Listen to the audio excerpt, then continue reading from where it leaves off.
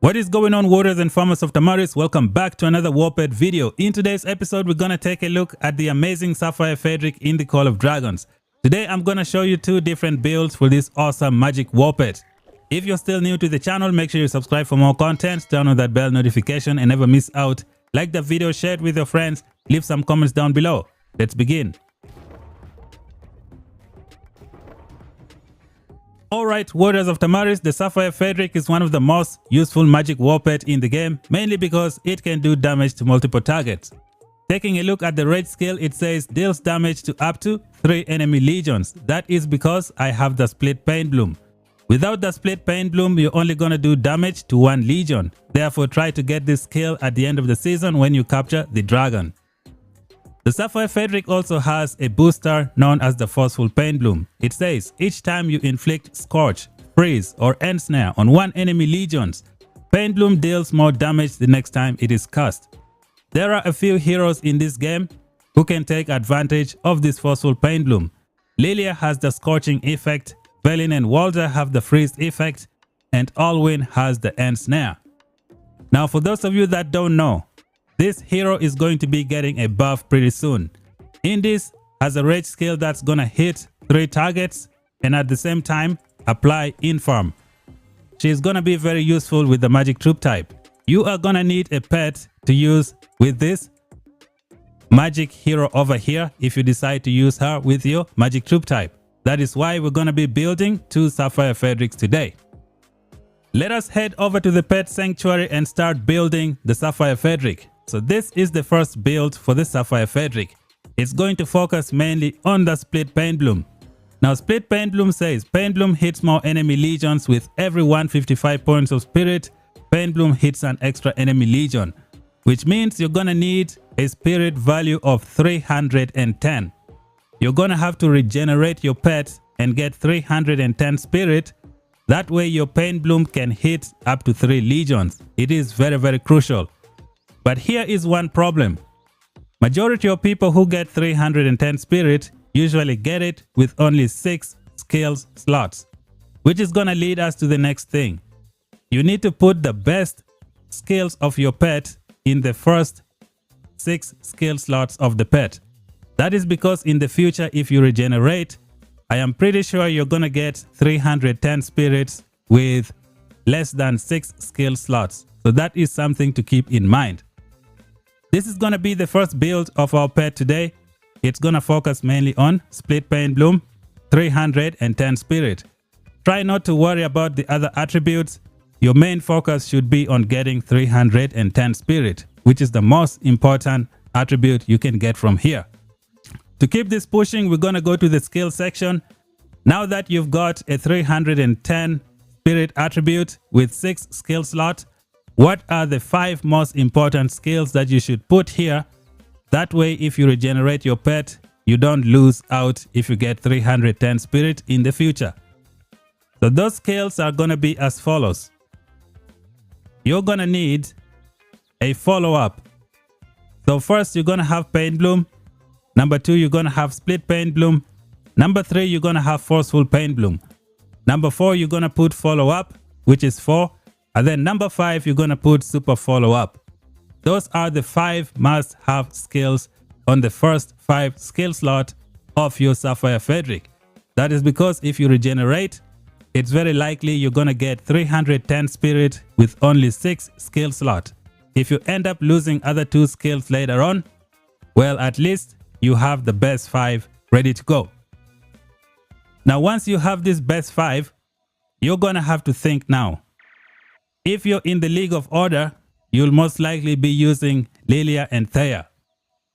Now to take advantage of Thea's skills, you're gonna need this skill known as the Heart Wall.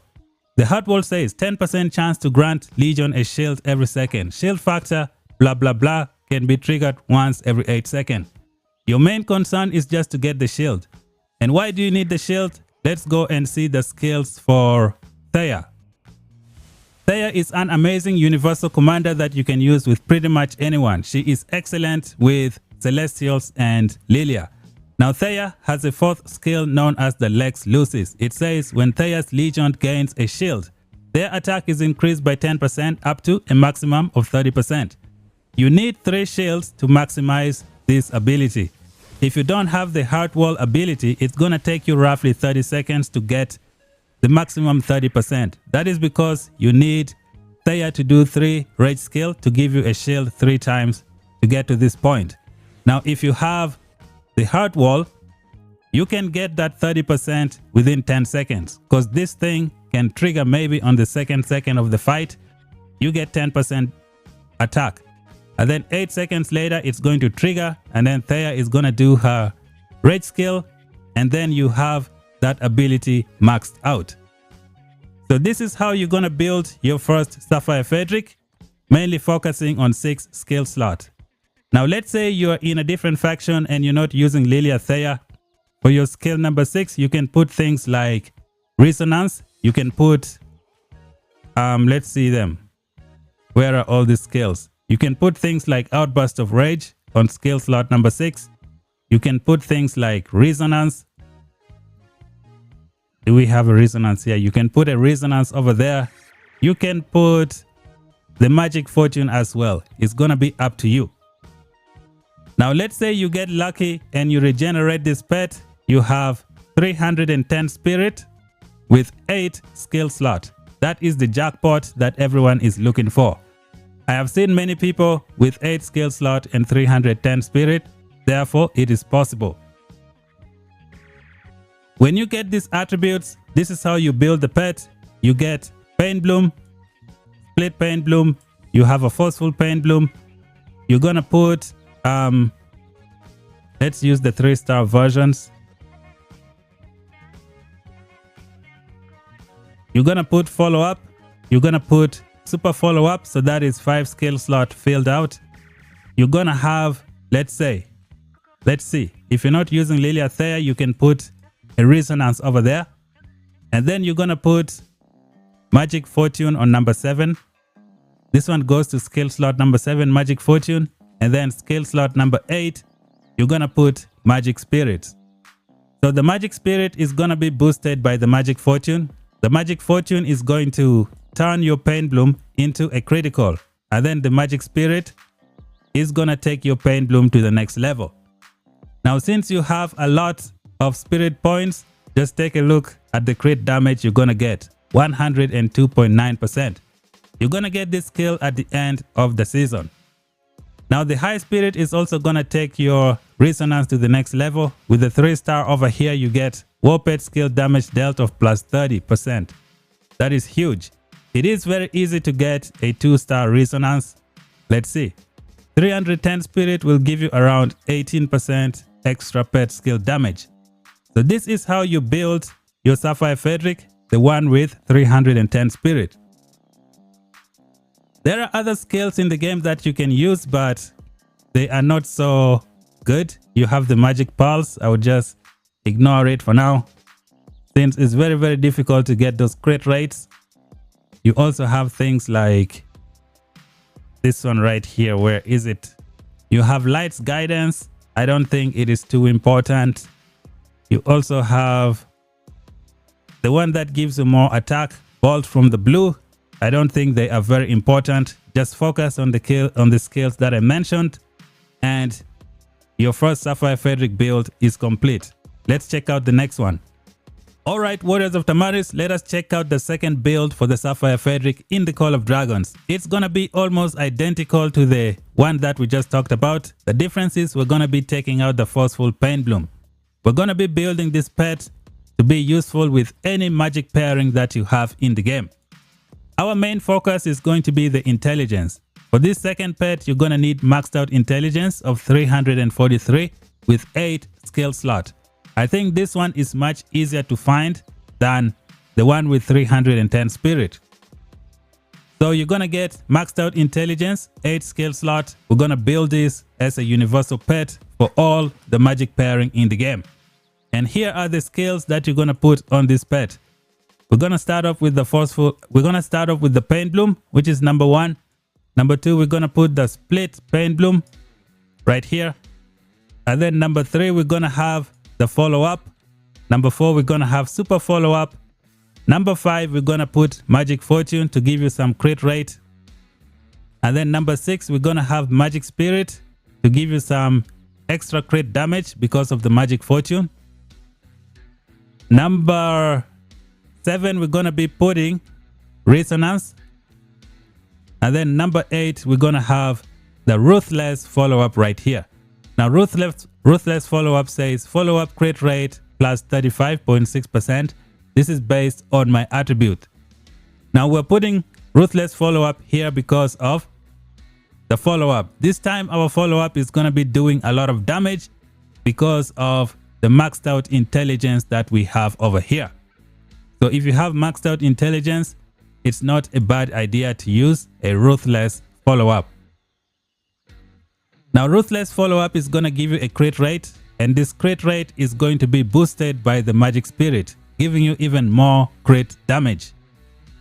Your Pain Bloom also is going to be turned into a critical by Magic Fortune, and your Magic Spirit is going to make it do even more damage with this damage factor, which is just awesome. So this would be the second build for the Sapphire Faedrake that I would do. You're going to be using this for maybe Indis and Velen. She's going to be very, very viable in the future. You're going to be using this pet in the future as well when they introduce other magic heroes, since you will be doing damage to either 2 or 3 targets depending on if you get lucky with the spirit and get 310 with maxed out intelligence. That would be the end game. So these are the 2 builds for the Sapphire Faedrake. Now there are other skills that you can use on your pet as well. You have things like the Outburst of Rage. You can put that on your pet. Just pick one skill that you don't want to use. What are things that you can put on your pet as well? Things like the Light's Guidance, I don't know if it's going to be super important. The crit rate is just too small. It's not big. The Magic Pulse is going to depend on you having a lot of crit rate. I don't think it's super useful. So pretty much the 2 builds that I showed you, I think, are the best of the best. Let me know down below if the video helped you out. Let me know what skills you're going to think of adding on your pet. Now to do a quick summary for build number 1, you get 310 spirit. It's most likely going to be with 6 skill slot. Make sure you have the best 5 skills in the first 5 skill slots of the pet. You have Pain Bloom, Split Pain Bloom, Forceful Pain Bloom, Follow Up, and Super Follow Up. Those are the 5 skills that need to cover the first 5 skill slots. That way, if you regenerate the pet, if you decide to eliminate the other skills that are behind here, you can do that, especially when you get 313 spirit. I think that's it for the video, guys. Thank you guys for watching. If you're new, subscribe for more content. Until then, talk to you guys in the next one. Bye bye for now.